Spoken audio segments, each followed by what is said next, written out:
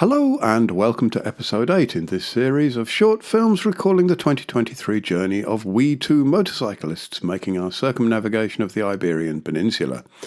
Using our KTM motorcycles, we made extensive use of the unsurfaced roads as detailed in the ACT or Adventure Country Tracks Portuguese and Pyrenees routes and the Spanish TET or Trans-European Trail routes, and we offer enormous thanks to the creators of both those resources for the great work they have done and shared with the world of so-called adventure motorcyclists.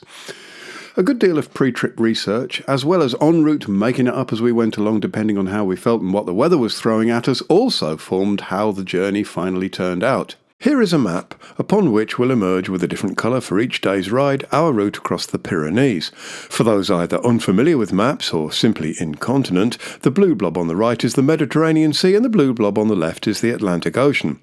Most of the land above the line, tracing our day-to-day progress across the Pyrenees, is known these days as France, and most of the land below as Spain. Andorra is neither France nor Spain, but a country in its own right. Andorra entertained us from the end of day 2 of our Pyrenean crossing for a couple of days while we paused to allow some poor weather to pass through. If you are actually native to certain areas shown on the right-hand or eastern end of this map, then you would not necessarily regard yourself as being in Spain, France, or even Andorra. You would more likely say that you were in Catalonia, you are a Catalan, you speak Catalan, and you may well subscribe to the idea that you should be independent and neither ruled by anyone in Madrid or Paris. If you are actually native to certain areas shown on the left-hand or western end of this map, then you would not necessarily regard yourself as being in northern Spain. You would more likely say you were in the Basque country. You are a Basque, you speak Basque, and you may well subscribe to the idea that you too should be independent and certainly not ruled by anyone in Madrid.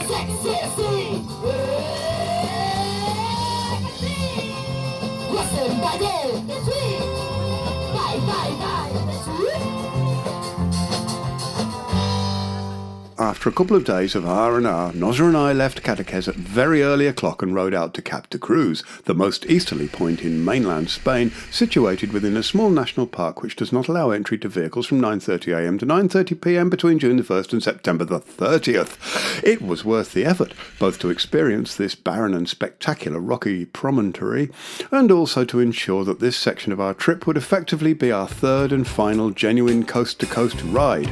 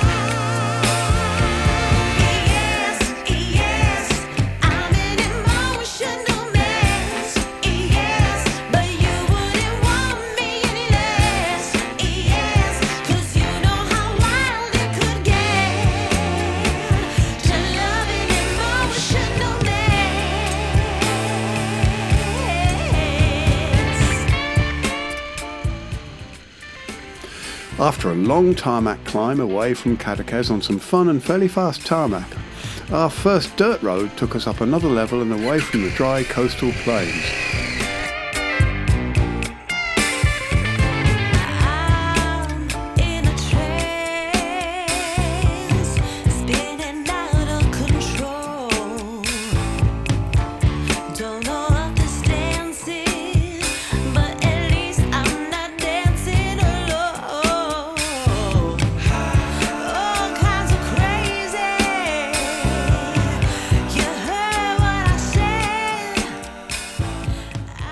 Friendly faces greeted us with smiles and waves, but the proliferation of private signage did make me wonder if there weren't more than a few Brits in residence. Get off my land!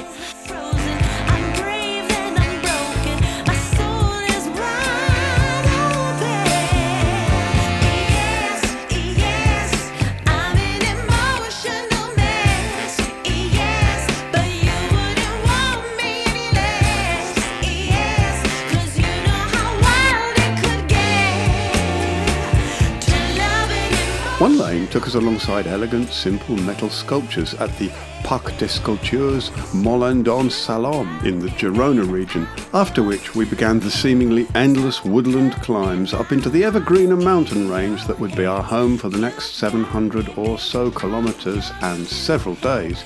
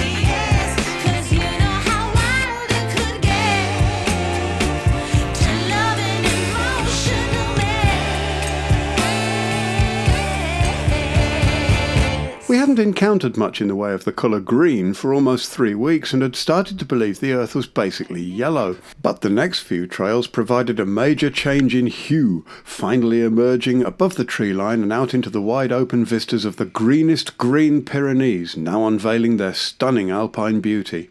You realise, thanks to the privilege of being able to experience this from ancient unsealed trails, ever further from the hand of mankind, that the Pyrenees has a look and feel all of its own. As our route had crisscrossed the border of France and Spain on trails which sported neither road signs nor border controls, we were not entirely sure which country we were in at the end of our day's riding. I asked a local girl whether we were in France or Spain and got the answer, "You are in Catalonia." "Sí," I replied, "pero Catalunya Francia or Catalunya España." Catalonia was all she was prepared to answer. The word Spain would not be prized from those lips unless spat out with contempt. Later on, and laughing, she admitted to having lived in Wales for several years and was thus well aware, knowing that she was talking to an Englishman, that she was being deliberately obtuse. I wondered if Wales was where she learned that. On the subject of the quest for regional independence from the Madrid government, however, she assured me that whilst we are passionate here in Catalonia, just wait till you get to the Basque country. There they are truly crazy.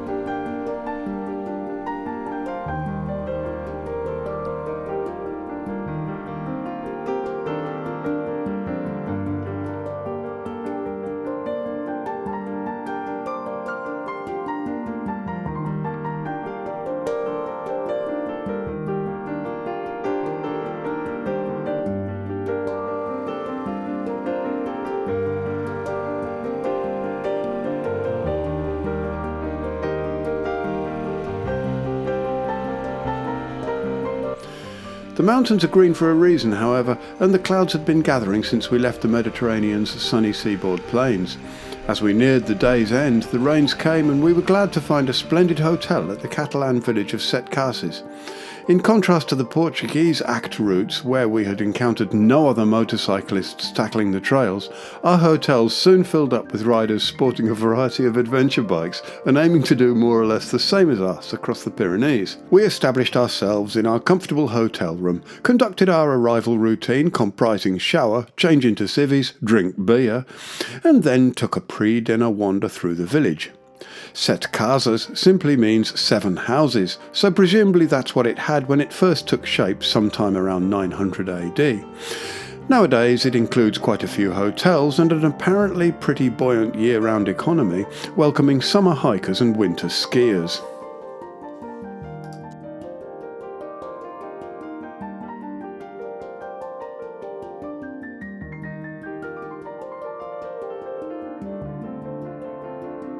Well, I think we'll knock this episode on the head here and look forward to tomorrow's ride to Andorra, which the ACT claims includes the famous old Smuggler's Trail. Except it doesn't. If you're heading in a westerly direction, that actually comes upon leaving Andorra on the Carretera de Tor after the Col de Cabius. The Smuggler's Route is also known as the Tobacco Road, and if we don't get there in the next episode, then we will in the one after that. Meantime, thanks for watching this. Ride safe, keep the rubber side down, and bye for now.